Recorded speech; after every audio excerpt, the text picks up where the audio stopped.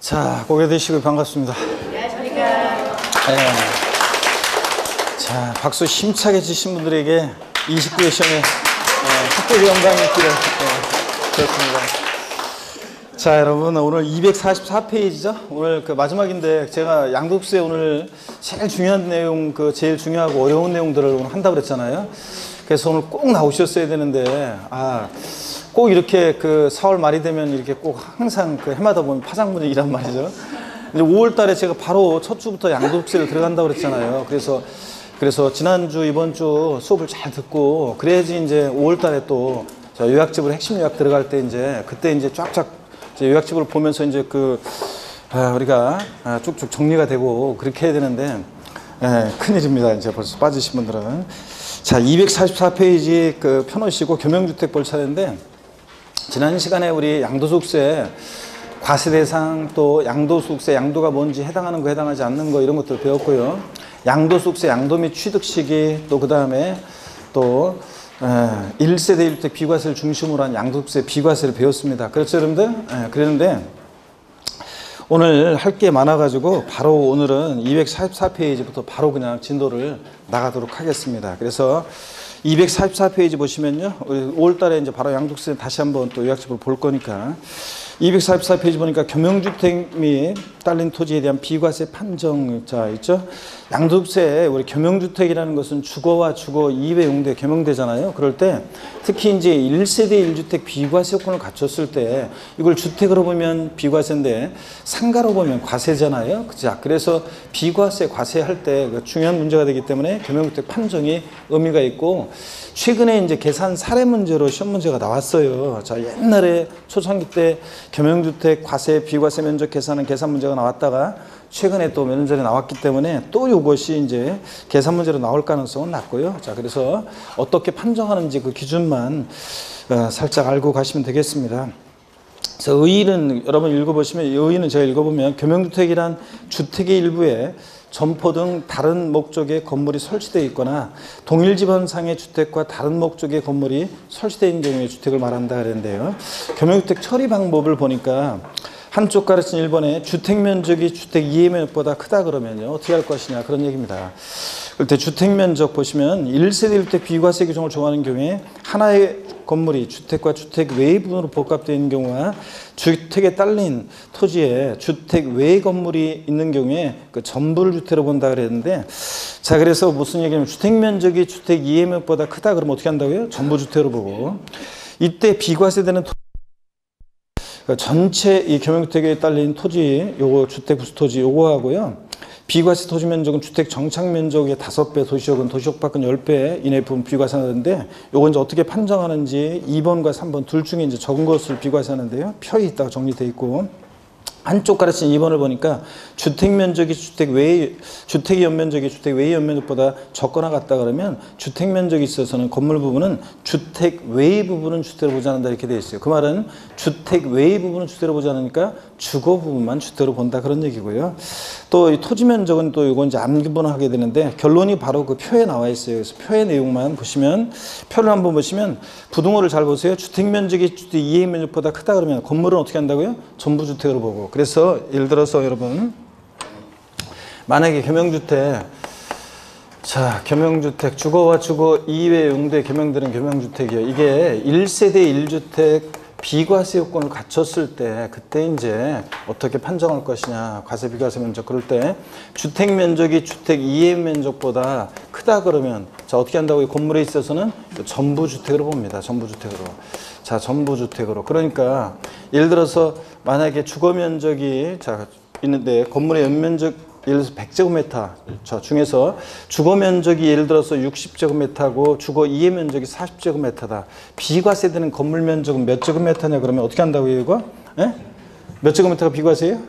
100제곱미터에서 전부 주택을 보면 주택 면적이 클 때는 전부 주택을 보니까 100제곱미터 전부가 100제곱미터가 전부 요거 이제 비과세됩니다. 자 그런 얘기고 그 다음에 이번엔 또 이렇게 자, 그 아래 부등호를 보니까 주택 면적이 주택의 이해 면적보다 작거나 같다 그러면 건물에 있어서는 주거 부분만 주택으로 봅니다. 그러니까 아까 법령에서 주택 이해 부분은 주택으로 보지 않는다. 그 말은 뒤집으면 주거 부분만 주택으로 본다는 얘기죠. 자, 그래서 주거 부분만 주택으로. 그러면 요거 자, 예를 들어서 주거와 주거 이해 면적이 있는데 주거 면적과 주거 이해 면적이 있는데 주거 면적이 주거 이해 면적보다 작거나 같다 그러면 그럴 때는 주거 부분만 주택 이해 부분은 주택으로 보지 않는다. 그 말은 주거 부분만 주택이에요. 주거 부분만 주택. 자, 그래 주거 부분만 주택으로 보니까 예를 들어서 건물의 연면적이 100제곱미터다 그러면 주거 면적이 예를 들어서 40제곱미터고 자, 주거 이해 면적이 60제곱미터다 그러면 비과세되는 건물 면적은 몇 제곱미터냐 그러면 몇 제곱미터면요? 40제곱미터. 주거부분만 주택으로 봐서 40제곱미터는 비과세하고 그다음에 요 60제곱미터는 어떻게 하고 과세하고 자, 이런 얘기입니다. 자, 이렇게 해서 여러분들 겸용주택. 그러면 여러분 보세요. 일단 토지에 대한 건 일단 부속 토지 비과세 과세 면적은 일단 따지지 말고요. 건물만 보면 이걸 한마디로 표현하면요. 이걸 한마디로 표현하면 부등호를 잘 보세요. 여러분들 부등호가 두 개 나오잖아요. 위에 있는 부등호 그다음에 아래에 있는 부등호를 잘 한번 살펴보면 위에 있는 부등호 아래에 있는 부등호 살펴보면 이걸 한마디로 표현하면 저거를 주택면적이에요. 주택면적이 클 때만 전부주택입니다. 이 표현이 시험에 나온 적도 있는데 주택면적이 클 때만 전부주택이지 작거나 같으면 어떻게 한다? 주거부분만 주택이고 자, 주택면적이 클 때만 전부주택입니다. 이 얘기를 한마디로 표현하면 자, 그래서 암기를 나중에 재산세에서 겸용주택 우리 배웠으면 겠죠? 그거 헷갈려요. 재산세에서 겸용주택은 건물 한 개동 1동 건물이 주거와 주거 이해 겸용된다 그러면 재산세에서 1동 건물은 주거 면적이 크든 작든 주거 부분만 주택으로 봤어요. 1동 건물이 겸용주택일 때는 재산세 어떻게 판단한다? 주거 부분만 주택. 근데 재산세에서 1구 독립하여 구역이 1구 건물이 겸용주택일 때는 항상 뭘 기억하라고 그랬어요? 50%. 주거용 상위 면적이 100분의 50 이상이면 전부주택이고 50%만 돼도 주거 면적이 주거 주거용 상위 면적이 50% 미만일 때는 주거 부분만 주택으로 보고 그래서 주택 면적이 1구 건물 50% 기억하고 1동 건물 재산세에서 자, 1동 건물은 주거 부분만 주택이었고 그죠? 주택 면적이 크더라도 아이고 벌써 멍하니 다 까먹어가지고 벌써 하나도 생각 안 난다 이 표현인데 나중에 이제 계속 비교해 드립니다. 근데 양도소득세에서는 주택면적이 크면 뭐라고요? 전부주택이잖아요. 재산세에서 1동 건물은 주택면적이 크더라도 주거부분만 주택인데 양도소득세에서 1세주택 겸용주택 요거 주택면적이 크면 전부주택이잖아요. 그러니까 헷갈리잖아요. 그래서 요거를 외우는데 양도소득세 겸용주택은 어떻게 외우냐? 자, 부등호를 머릿속에 그리면서 구호 한번 외치면 돼요. 부등호 주택이 클 때만 전부 주택. 아셨죠, 여러분? 자, 에브리바디 다 같이요. 뭐 웃기만 하고 그래. 해야죠, 여러분들은. 다 같이요.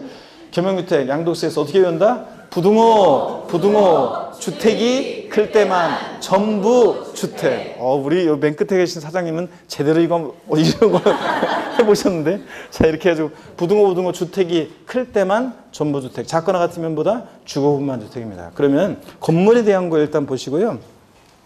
토지에 대한 것은 토지분에 대한 그 주택 부수토지 비과세 면적 그 계산할 때 어떻게 하느냐 이 겸용주택의 총 토지 면적 요거하고 주택 정착 면적의 5별변과 비교해서 둘 중 적은 면적을 주택의 부속토지로 비과세하고요. 주택 면적이 주택 이해 면적보다 작거나 같을 때 주거부분만 주택을 볼 때는 안 분해요.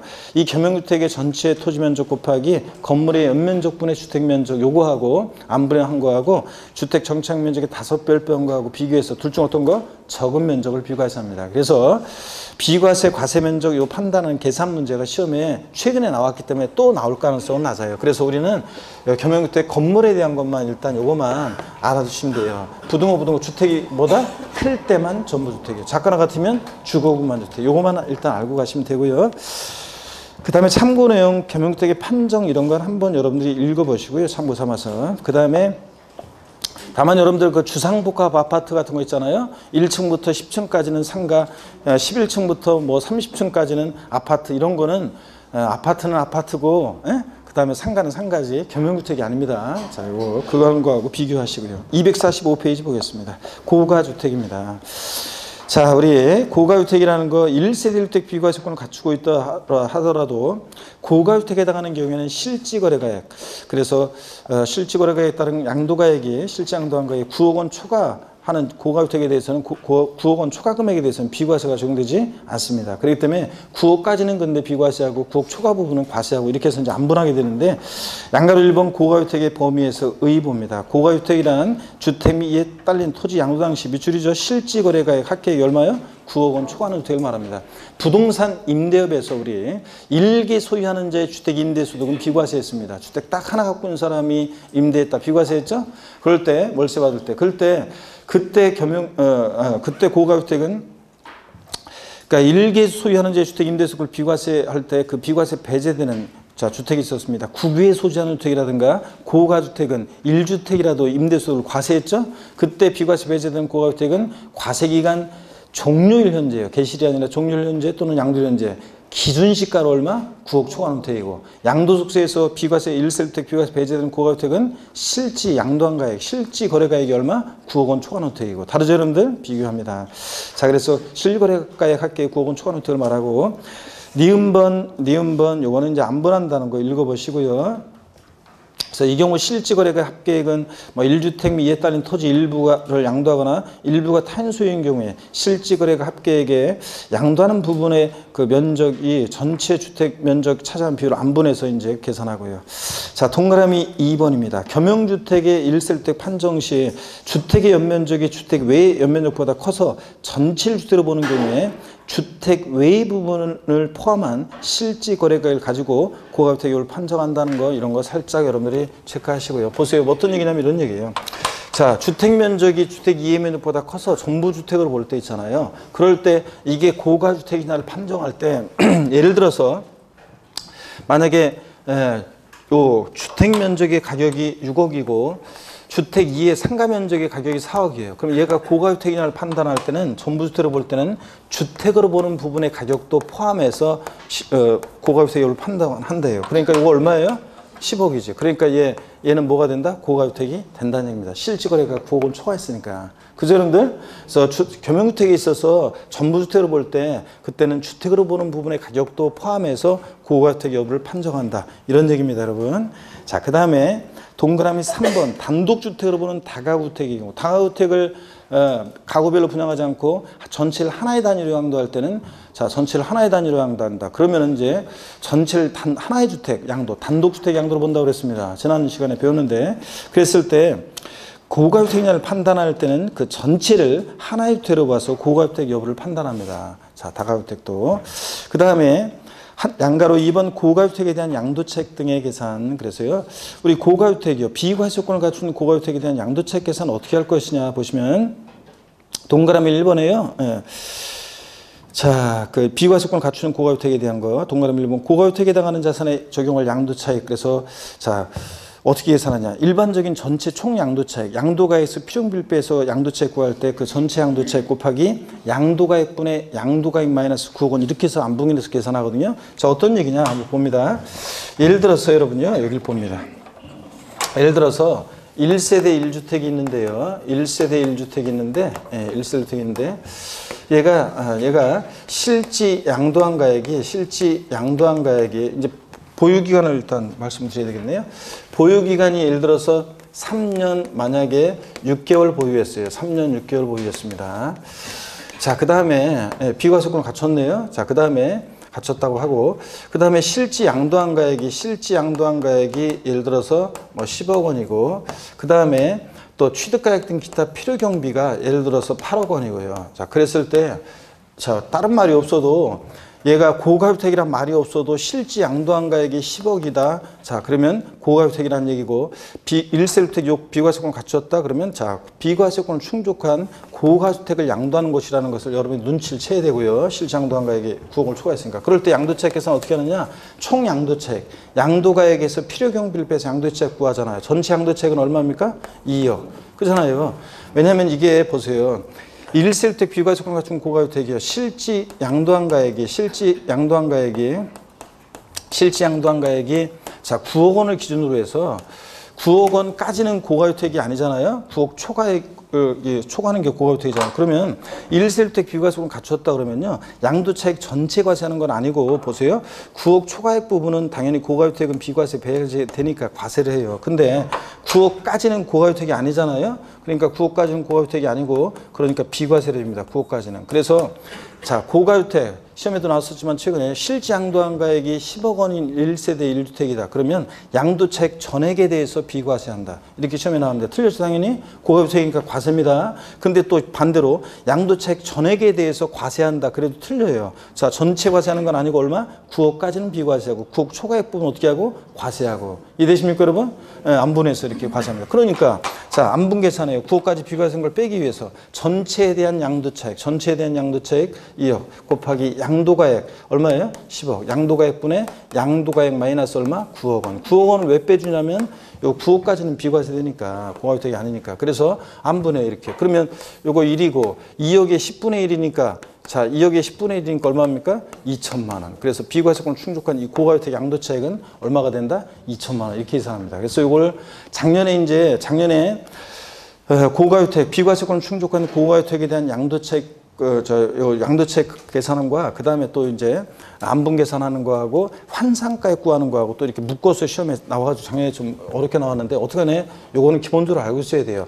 자, 비과세권 충족한 고가주택 양도차익 계산 나오면 전체에 대한 양도차익, 양도가액에서 필요bil 뺀 양도차익 곱하기 양도가액분의 양도가액 마이너스 얼마? 9억 원. 이렇게 뺀다는 거. 이 식의 의미를 이해하고 가시면 나중에 이제 문제 풀이할 때랑 더 계속 자세히 보겠습니다. 자, 그 다음에 동그라미 2번에 보면 고가주택에 해당하는 자산에 적용할 장기 보유별 공제. 그래서요, 이것도 원래 동그라미 기억번처럼 이렇게 안분 계산해야 되는데 안분 계산하면 복잡하니까 이거 니은번처럼 있죠. 니은번처럼 바로 그냥 안분 계산해서 구한 이 양도차익에다가 안분 장기 보유별 공제는 양도차익에서 공제하죠. 가필 차장. 그래서 안분 계산에서 구한 이 양도차익에다가 장기 보유별 공제율을 곱하는데 우리 일반적인 경우에 장기 보유별 공제액은 자, 보유연수에 3%씩 적용해가지고 10%부터 최대 30%까지 공제하는데 양도소득세가 과세되는 1세대 1주택일 때는 보유연수에 8%씩 적용해요. 그래서 3년 이상 4년 미만이다 83, 24 양도차익의 24% 이런 식으로 해가지고 장기 보유통제액을 구하고 구해진 장기 보유통제액에서 양도차익에서 장기 보유통제액 빼서 양도소득금액 구하고 이런 식으로 계산합니다. 예? 여러분. 아이고, 뭐 별거 아니에요, 여러분들. 그래서 나중에 이제 다시 한번 이제 이런 것들을 장기 보유통제까지 해가지고 하는 것은 문제 풀이할 때 7, 8월 달에 우리가 문제를 통해서 연습 많이 할 거고요. 일단 요거 이렇게 식의 의미를 이해합니다. 그래서 하여튼 1세대 1주택 나오고 비과세권을 충족했는데 고가주택이란 말이 없어도 만약에 실제 양도한 가액이 9억 원을 초과하면 얘는 뭐가 된다? 고가주택. 자, 비과세권을 충족한 고가주택에 대해서는 양도차익 계산할 때 전체 비과세하는 것도 아니고 전체 과세하는 것도 아니고 9억까지는 비과세, 9억 초과액은 어떻게 한다? 9억까지는 비과세고 9억 초과액은 어떻게 한다? 과세한다. 요거만 의미를 이해하고 가시면 되겠습니다. 지금은. 자, 넘어갑니다. 넘어가시면은 어디로 가시냐면 246페이지로 갑니다. 246페이지 양도소득세 계산 구조 있죠? 자, 여기로 가겠습니다. 이제 여기서부터 이제 잘 여러분들이 설명을 잘 여러분들이 들으셔야 되겠습니다. 그래서 보시면은 양도세 계산 어떻게 할 것이냐 계산 구조 있죠. 우리 일단 1, 2월 과정에서도 이거 했었어요. 자, 그러니까 오늘 여러분들이 잘 한번 또 깊은 내용들 안 배웠던 내용들을 오늘 배우게 되는데 잘 한번 보셔야 되겠습니다. 자, 여러분 여기 봅니다. 고기 한번 드시고요. 이제 자, 본격적으로 오늘 이제 한번 보도록 하겠습니다. 목 운동부터 한번 하시고 아이고. 자, 여기 봅니다. 미련을 버리고 이쪽으로 와서 보세요.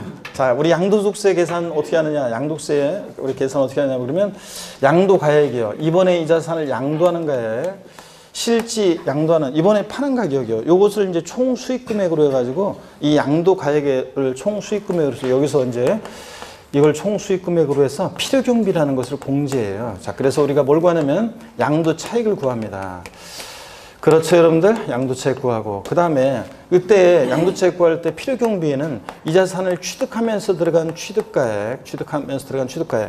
자, 그 다음에 기타 필요경비라는 것을 공제합니다. 취득가액 등 기타 필요경비를 공제해서 양도차익 구하는데 이 기타 필요경비요. 자, 이런 기타 필요경비를 공제해서 우리가 양도차익을 구하고요.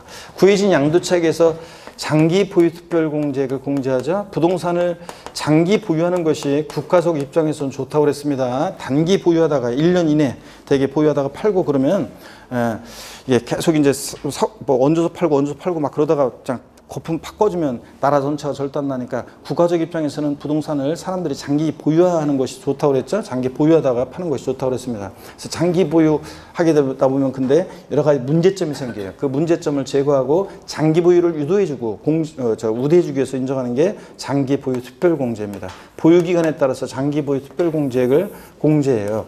그래가지고 우리가 뭘 구하냐면 양도소득금액이라는 걸 구합니다. 양도소득금액. 그죠, 여러분들? 양도소득금액 구하고 구해진 양도소득금액에서 양도소득 기본공제액이라는 걸 공제하고 자, 공제하면 이제 뭘 구하냐면 양도소득 과세표준을 구하고요. 드디어 이제 과세표준 나오면 과표 결정됐으니까 곱하기 세율에서 우리가 이제 자, 산출세액을 구하고 이렇게 해서 우리가 양도소득세 계산하는 거 연습을 했습니다. 근데 과세표준 구하는 과정까지가 복잡하지.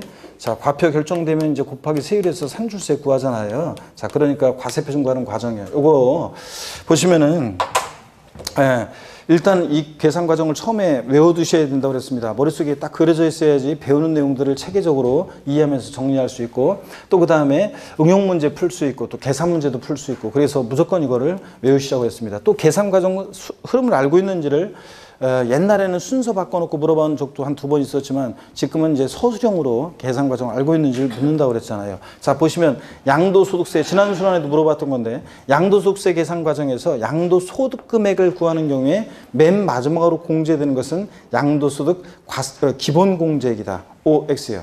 X입니다. 양도소득 금액 구할 때 맨 마지막으로 공제되는 건 뭐고? 장기 보유 특별공제고. 그래서 이런 등등 계산 과정을 반드시 알고 계셔야 되겠습니다. 그래서 등등.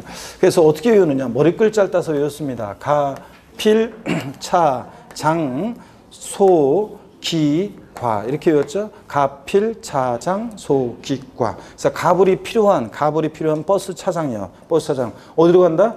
경리과로 가지 않고 어디로 간다? 양도소득세에서는 소기과로 간다. 그래서 가필, 차장, 소기과 이렇게 외웠습니다. 다 같이 에브리바디요. 시작. 가필, 차장, 소기과입니다. 입에 소리 안 내시는 분들은 왜 안 내는 거예요, 여러분들? 그래서 이거 문제 풀 때 이제 나중에 이제 문제풀이 같은 거 가서 이제 응용 문제 풀고 나중에 이제 가면 9, 10월 달 가서 문제 풀 때는 이거로 이제 가필, 차장, 소기과만 딱 써놓고 문제 이제 딱 이제 풀어가지고 이제 하는 것을 보여드릴 건데 그렇게 호흡을 맞추려면 이게 머릿속에 딱 항상 있으셔야 되겠습니다. 그럴 때 자, 양도소득세 계산 과정이에요. 여기 보세요. 양도차익 계산할 때 실지거래가액, 실지양도한 가액, 실지 취득한 가액, 양도자와 양수자 간에 실지 거래한 가액을 적용해서 양도가액과 취득가액을 실지 거래가액을 적용해서 양도차익 계산하는 경우도 있고 또 그 다음에 국세과세 기준시가를 적용해서 계산하는 경우도 있습니다. 그래서 양도 당시 기준시가, 취득 당시 기준시가를 적용해서 계산하는 경우도 있고요. 근데 지금은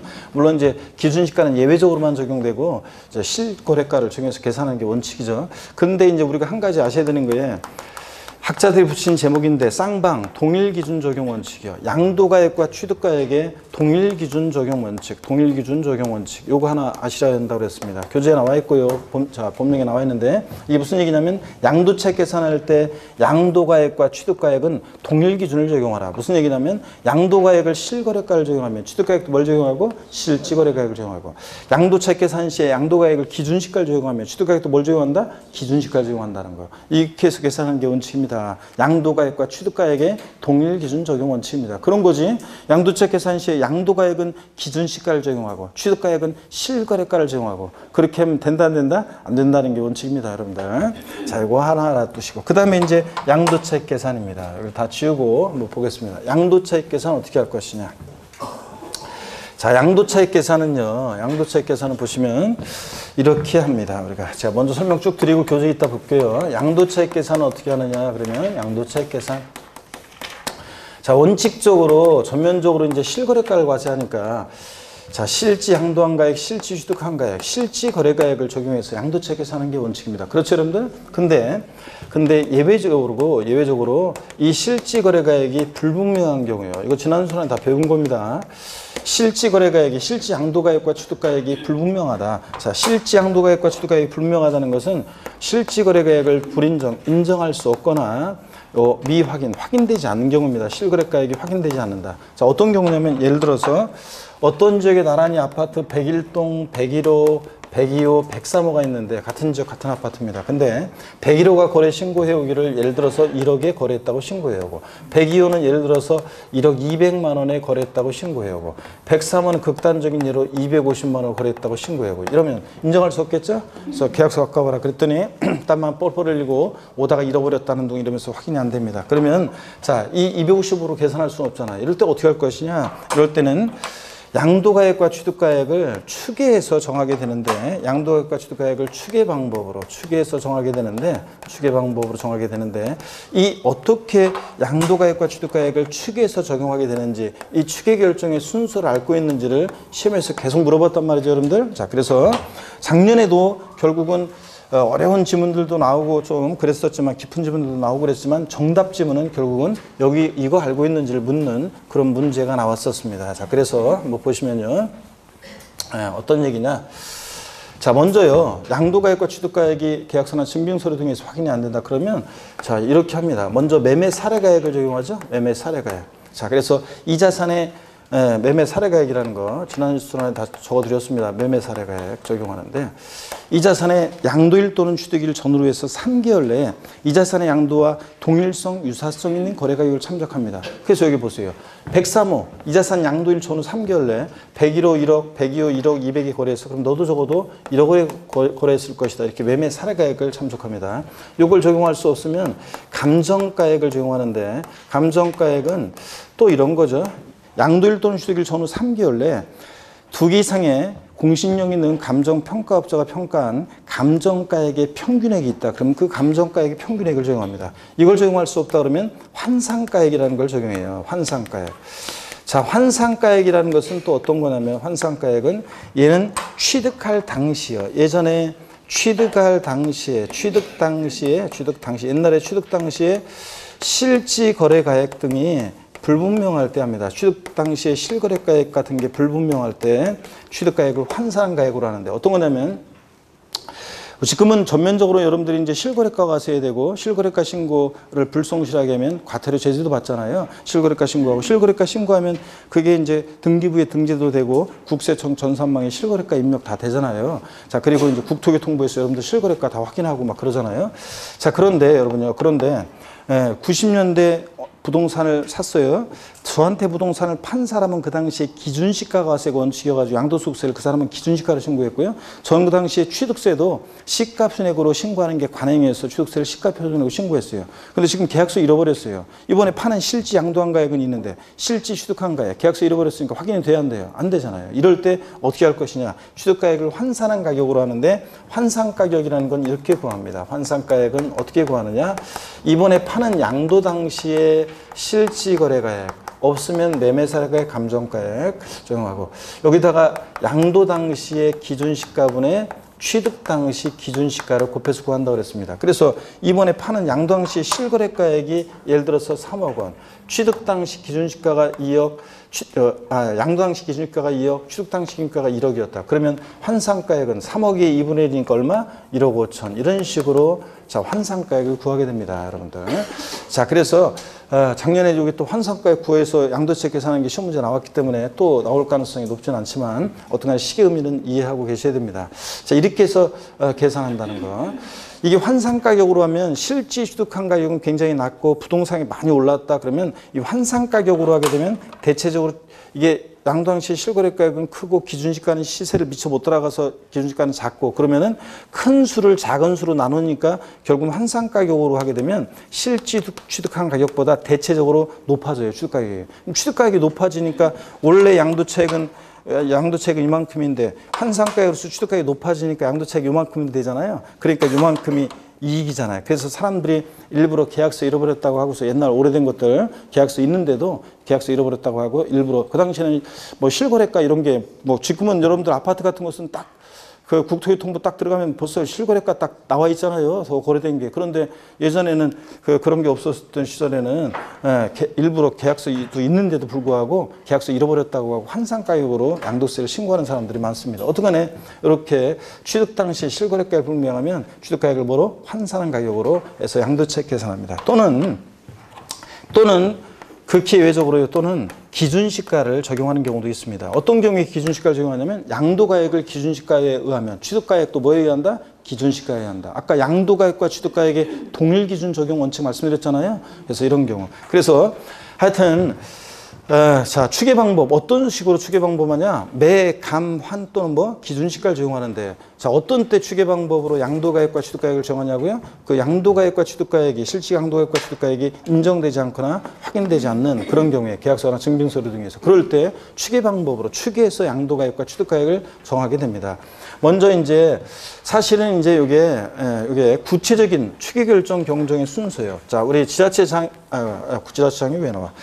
관할 세무서장이 이제 추계해서 결정 경정한다. 구체적인 추계 결정 적용 순서, 구체적인 적용 순서로 보면 자, 먼저 보세요, 여러분들. 자, 관할 세무서장이 추계 보세요. 결정 경정한다. 과세권자가 세금 계산할 때 우리는 결정한다고 하잖아요. 또는 경정한다고 하잖아요. 구체적인 추계 결정 경정의 순서, 추계 결정 경정할 때 어떻게 추계 결정 경정하느냐. 콕 집어서 양도가액이 불분명해서 양도가액을 추계 결정 경정할 때 양도가액은 어떻게 추계 결정 경정하느냐 물어보면 어떤 순서로 하냐? 매, 감, 기 순서로 추계결정 경정합니다. 매매사례가액, 감정가액, 기준시가를 순차적으로 적용합니다. 순서 바뀌면 틀려요. 예전에 양도가액이 계약서나 증빙서류 등에서 확인이 되지 않는 경우에 양도가액은 기준시가, 감정가액, 매매사례가액을 순차로 적용하여 추계결정 경정한다. O, X, X입니다. 매감기지. 그 다음에 자, 콕 집어서 취득가액이 자, 확인되지 않을 때 취득가액은 어떻게 추계결정 경정하느냐? 매, 감, 환, 기 순서로 추결정합니다. 그래서 여러분요, 순서가 뒤바뀌면 틀립니다. 자, 작년 시험에 나왔던 것은 작년 시험에는 어떻게 나왔냐? 취득가액이 계약서나 증빙서류 등에서 확인되지 않을 때 취득가액을 매매사례가액, 감정가액, 기준시가를 순차로 적용하여 추계결정 경정한다. O, X예요. X입니다. 작년에 취득가액이 분명한데 매매사의 감정가액, 기준시가 매감기? 아닙니다. 뭐가 빠져서 틀렸어요? 환상가액이 빠져서 작년에 틀렸습니다. 이렇게 나왔어요. 자, 환상가액이라는 것 또 시험에서는 어떻게 나온 적이 있냐? 환상가액은 취득가액을 추계할 때 적용하는 거죠. 양도가액을 추계할 땐 적용해야 하네요. 안 하잖아요. 근데 시험에서는 어떻게 나온 적이 있냐? 정답 지문이 환상가액은 양도가액을 추계할 때 적용하는 것이지 취득가액을 추계할 때 적용하는 것이 아니다. O, X예요. X입니다. 그래서 이렇게 물어봤고요. 자, 그래서 취득가액이 콕 집어서 불분명하다. 취득가액은 어떻게 추계결정 경정한다? 매, 감, 환, 기 순서고요. 콕 집어서 취득가액이 분명할 때 취득가액은 어떻게 추계결정 경정한다? 매, 감, 기. 내가 취득가액이라고 그랬어요? 아, 말이 헛나갔다. 아, 진짜. 다시 이번에는 취득가액 물어봤으니까 양도가액이 분명할 때 양도가액은 어떻게 추결정 경정한다? 매, 감, 기 순서로 추결정 경정합니다. 자, 여러분 보세요. 근데 이제 지난 순환에 요건 지난 순환에 다 배운 거예요. 일일 과정에 다 배운 거고 여기까지는. 그러면 이제 요번엔 제가 조금 여러분이 헷갈릴까 봐 이제 지난 순환은 얘기 안 했던 건데 이건 요까지 지난 순환에 배웠고요. 우리가 추계 결정 경정 관할 세무상이 우리가 과세권자가 세금 계산할 때 결정한다고 하고 고치는 게 경정이잖아요. 이럴 때 이렇게 해요. 근데 사실은 우리 같은 납세무자가 있잖아요. 납세무자가 원래 여러분들이 납세무자가 원래 신고할 때 납세무자가 신고할 때 납세 의무자가 우리가 신고하는 경우에 취득가액이 불분명하다 했잖아요. 사실은 취득가액이 불분명하다. 자, 그럴 때는 취득가액 불분명하다. 그럴 때는 어떻게 적용하냐면 그럴 때는 매, 감, 환을 적용해요. 우리 같은 경우에 우리가 신고할 때는 취득가액이 콕 집어서 취득가액이 확인이 안 된다. 그럴 때는 이제 매매사례가액, 감정가액, 환상가액을 적용하는 거고요. 기준시가는 적용되지 않아요, 사실은. 왜냐하면 기준시가는 자, 관할세무상이 추계결정 경정할 때 양도가액을 기준시가에 의할 때 취득가액 뭐 해야 한다? 기준시가. 요때만 우리가 취득가액이 불분명해서 양도가액이 결정되는 게 아니라 자, 보세요.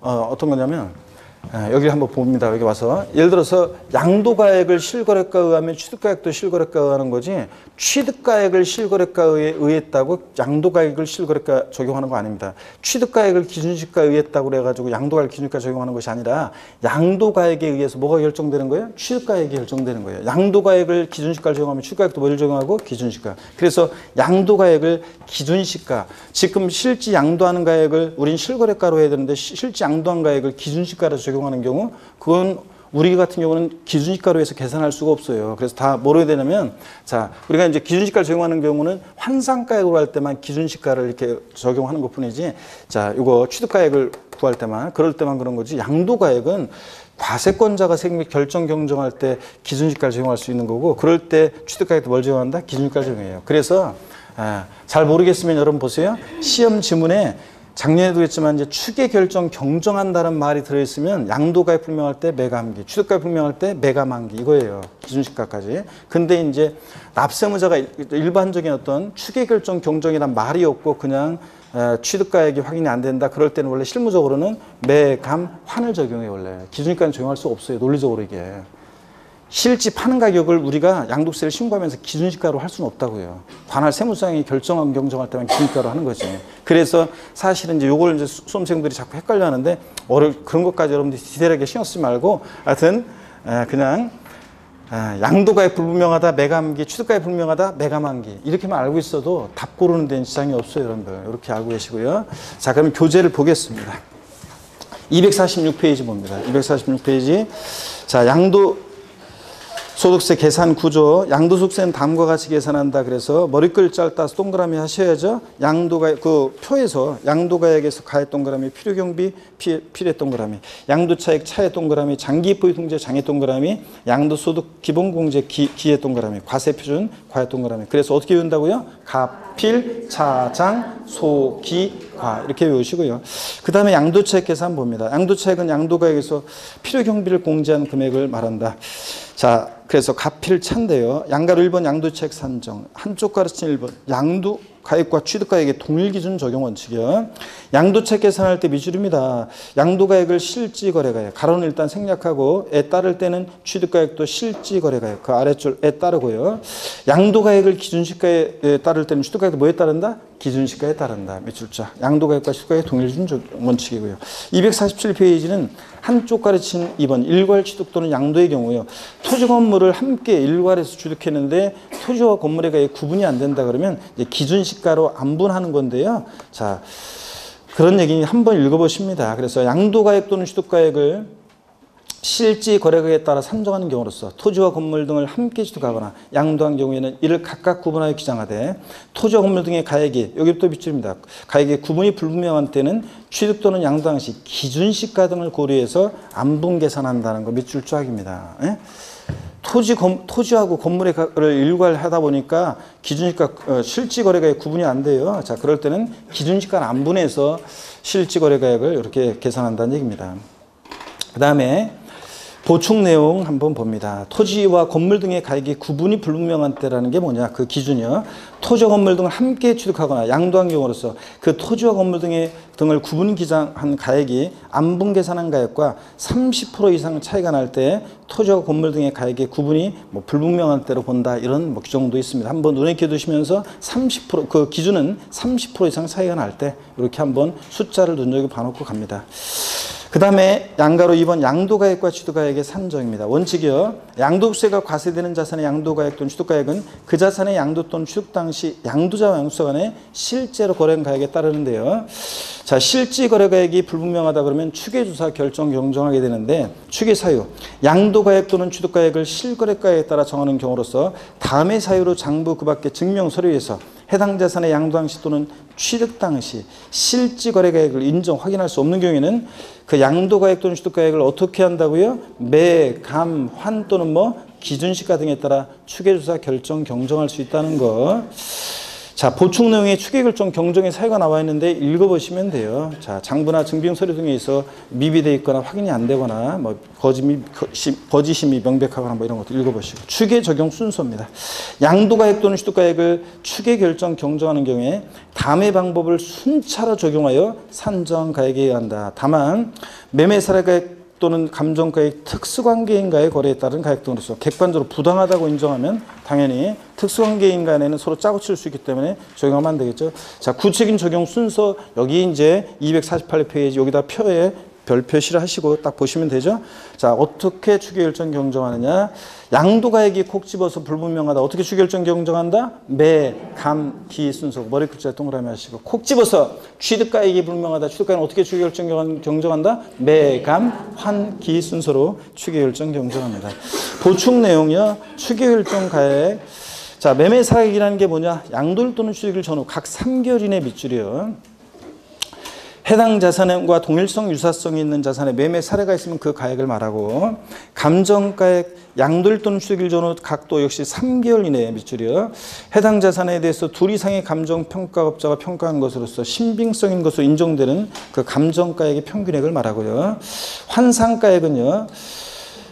부동산의 토지 건물 및 부동산을 취득할 수 있는 권리의 경우에 다음의 산시기에서 계산한 환상가액. 그래서 환상가액 어떻게 구하느냐? 양도 당시 실지 거래가액 같은 여기다가 양도 당시 기준시가분의 취득 당시 기준시가를 곱해서 구한다는 거. 요 식도 역시 작년에 나왔지만 한번 다시 체크해 놓으시고요. 자, 기준시가는 뭐 국세를 과세할 때 물건된 기준가격이고요. 자, 그 다음에 보충 내용 봅니다. 환상가액 적용에 따른 가산세. 이게 2018년도 올해 신설된 규정인데요. 한번 봅니다. 기업번에 고유자가 건축물을 신축하고 그 신축한 건물의 취득일로부터 5년 이내에 해당 건물을 양도하는 경우로서 환상가액을 그 취득가액으로 하는 경우에는 해당 건물의 환상가액의 100분의 5에 해당하는 금액을 양도세 결정세액에 더한다. 밑줄 쫙이고 포인트는 자, 환상가액 몇 프로 가산세가 적용된다고 페널티를 줘요? 5%. 환상가액의 5%, 해당 건물 환상가액 5%에 해당 금액을 자, 가산합니다. 그래서 사람들이 여러분 보세요. 아까 그랬잖아요. 제가 환상가격으로 하게 되면 환상가격으로 양도세 계산하면 실제 취득한 가격보다 환상가격으로 하면 취득가격이 커진다고 그랬잖아요. 그죠, 여러분들? 그래가지고 양도세를 이렇게 줄일 수가 있잖아요. 이만큼을. 자, 그렇기 때문에 사람들이 일부러 이렇게 환상가격으로 계약서 잃어버렸다고 하고서 취득가액을 모른다. 그래가지고 실질 취득한 가격을 모른다. 그래서 환상가격으로 계산하는 이런 경우가 있다고 그랬잖아요. 그래서 그런 걸 악용을 막기 위해서 자, 건물을 신축하고 나서 신축한 건물의 취득을 또 5년 이내에 만약에 그 건물 양도할 때는 그런데 환상가격으로 취득가격을 계산한다? 그럴 때는 몇 프로? 환상가의 5%의 가산세 적용한다는 거. 반드시 여러분들이 또 알아두시고요. 자, 그 다음에 자, 보충 내용 기준시가는 어떻게 결정되느냐는 옛날에는 뭐 이런 것들 시험에서 물어보고 그랬었는데 지금은 실거래가 과세가 도입되고 나서는 그냥 나와도 장식용으로 나오는 거니까 참고적으로 읽어보시고요. 그 다음에 양가로 3번 결정 경정 시 양도가액과 취득가액의 산정이요. 무신고의 경우 봅니다. 토지 또는 건물의 양도로 양도가액 및 취득가액을 실거래가에 따라 양도소득 과세표준 확정 신고할 자가 그 신고하지 않은 경우에는 납세지 관할 납세무자가 신고해야 되는데 신고를 안 해요. 그러면 그대로 끝나는 게 아니라 관할 세무장이 세금 계산해야 되는데 관할 세무장은 무엇으로 세금 계산하느냐? 납세지 관할 세무장 지방국세청장은요. 밑줄입니다. 등기법 부동산 등기법 규정에 따라 등기부에 기재된 거래가액을 실지 거래가액으로 추정해서 양도소득 과세액을 결정할 수 있어요. 자, 등기부 기재가액을 실거래 추정해서 다만 납세지 관할 세무장 지방국세청장이 등기부 기재가액이 실지 거래가액과 차이가 있음을 확인했다. 그러면 당연히 그러하지 않다. 그걸 적용하면 안 되겠죠. 그럴 때는. 예. 2번 신고가액이 사실과 다른 경우 양도가액 및 취득가액을 실지 거래에 따라 양도소득 과세표준 예정신고 확정신고했는데 납세무자가 그런데 잘못 신고했어요. 그럴 때는 그 신고가액이 사실과 달라서 납세지 관할 세무장 지방국세청장이 실지 거래액을 확인한 게 있다 그러면 또 밑줄입니다. 확인된 그 양도가액 취득가액으로 해서 양도소득 과세액을 경정, 고칠 수 있습니다. 이런 것들. 넘어갑니다, 여러분. 자, 250페이지 보시면 양가로 4번입니다. 실지 거래가에 의하는 경우에 양도가액입니다. 의의를 보니까요. 실지 양도한 가액. 자, 양도소득의 총 수익 금액인데 이거를 해당 자산의 양도 당시 양도자 양도소 간의 실제로 거래한 가액으로서 양도소득의 총 수익 금액이다. 자, 그래서 밑줄이고요. 자, 그래서 양도가액에서 필요경비, 취득가액 등 기타 필요경비를 빼서 양도차익을 구하는데, 양도가액이라는 것은 이걸 이제 총수익금액으로 해서 실제 양도한 가액인데 이걸 총수익금액으로 해서 필요경비를 빼는데, 특수관계자 간의 거래 있잖아요. 여기서 이제 작년 시험 문제 지문에 나온 게 있었는데 정답 지문은 아니었지만 위 1을 적용할 때 실제 양도한 가액을 적용할 때 있죠. 소득세법 규정에 따른 자산을 양도하는 경우로서 다음에 언어에 해당하는 경우에는 그 가액을 해당 자산의 양도한 시 실거래가액으로 본다 그래가지고요. 실제 양도한 가액을 이렇게 정하는 것도 있어요. 기억번 보니까 법인세법 규정에 따른 특수관계인에 해당하는 법인, 이 특수관계 법인에게 양도한 경우로서 같은 법 규정에 따라 해당 고자의 상여 배당 등으로 처분된 금액이 있는 경우에는 그 법에 따른 시가, 이 시가를 갖다가 실제 양도한 가액을 보는 경우도 있어요. 이런 때는 특수관계 법인에게 팔 때는요. 그 다음에 니은번 같은 경우에 특수관계인 법인 외의자에게 자산을 시가보다 높은 가격으로 양도한 경우로서 상속증여세법 규정에 따라 해당 고자의 증여상가액으로 하는 금액이 있을 때는 그 양도가액에서 증여재산을 뺀 금액이요. 그 양도가액 증여재산을 뺀 금액 밑줄, 그 다음에 아까 기억번에 시가 있죠. 특수관계 법인에게 할 때는 이 시가 밑줄이요. 이걸 갖다가 뭐로 본다고요? 다시 올라가서 동그라미 2번에 그 두 번째 줄. 그 자산의 양도당 시 실거래가를 본다. 그래서 요 가액들을 이런 경우에는 시가라든가 양도가액에서 증여재산을 뺀 금액이라든가 이런 것들을 시가로 보는 경우도 있어요. 이게 어떤 얘기인지는 나중에 기출문제를 보면서 설명을 드리겠습니다. 자, 양가로 5번 보니까요. 이제 필요경비 봅니다. 어떤 거냐면 이게 실거래가를 적용할 때 의하는 경우에 필요경비 그랬어요. 필요경비 보세요. 여러분, 양도가액에서 분위기가 숙연해졌는데 이걸 좀 보세요. 양도가액에서 필요경비를 빼서 양도차익을 구할 때 있잖아요. 양도차익을 구할 때 양도가액을 총수익금액으로 해서 실제 양도한 가액인데, 자, 특수관계 법인에게 양도할 때는 시가를 실제 양도한 가액으로 보는 경우도 있고요. 어떻든 간에 이 실거래가를 정해서 양도차익 계산할 때는 실제 양도한 가액에서 취득가액 등 기타 필요경비를 빼는데, 그때 보세요.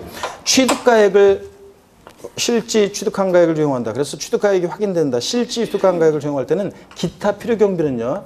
자본적 지출액과 취득가액이 확인된다. 자, 그러면 자본적 지출액과 기타 필요경비는 자본적 지출액과 양도비용 합한 금액 있잖아요. 이 양도비용 합한 금액을 우리가 필요경비로 하게 됩니다. 그래서 포인트는 이거예요. 실거래가를 정해서 양도차익 계산할 때 이 어떤 게 취득가액이고 어떤 게 자본적 지출액이고 양도비용인지 이걸 시험에서 이제 물어봅니다. 그래서 가끔씩 나오는 건데, 자, 그럴 때 취득가액은 매입한 가격, 내가 산 가격에다가 취득하면서 납부한 조세나 공과금 등등 그런 것들을 말하고요. 취득하면서 들어간 비용. 그 다음에 자본적 지출액이라는 것은 취득해서 양도하기까지 보유하면서 내 자산의 가치가 좋아지고 나아지고 이용의 편의가 되어지며 들어간 계량비용, 수선비용, 이용의 편의에서 된 비용. 그래서 실생활 관련해서 말씀드리면 발코니 확장 비용, 샤시 설치 비용, 방거실 확장 공사 비용 그런 것들.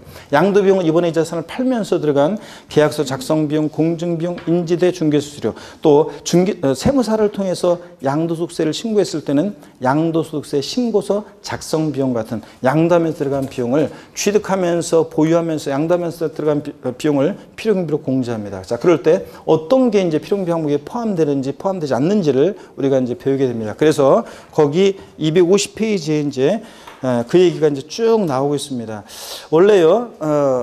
원래 적격증빙이라고 그래가지고 다 증빙 서류를 보관해야 돼요. 그런데 자, 적격증빙이라고 해서 매매계약서, 또 현금영수증, 신용카드 매출전표, 세금계산서 같은 이런 것들을 수치 보관해야 되는데, 다만 취득세나 등록면허세 같은 애들은 납부 영수증이 없어도 필요경비로 공제받을 수도 있어요. 왜냐하면 취득세나 등록면허세는 납부 영수증 잃어버렸어도 구청에서, 시청에서 다 확인받을 수 있기 때문에, 시군구청에서. 그래서 납부 영수증이 없어도 취득세나 등록면허세는 필요경비로 인정받을 수 있다는 거, 이런 것도 얘기 있는데 알아두시고요. 자, 그러면요, 요 얘기를 이제 잠깐 쉬었다가 우리 본격적으로 한번 보도록 하겠습니다. 잠깐 쉬겠습니다.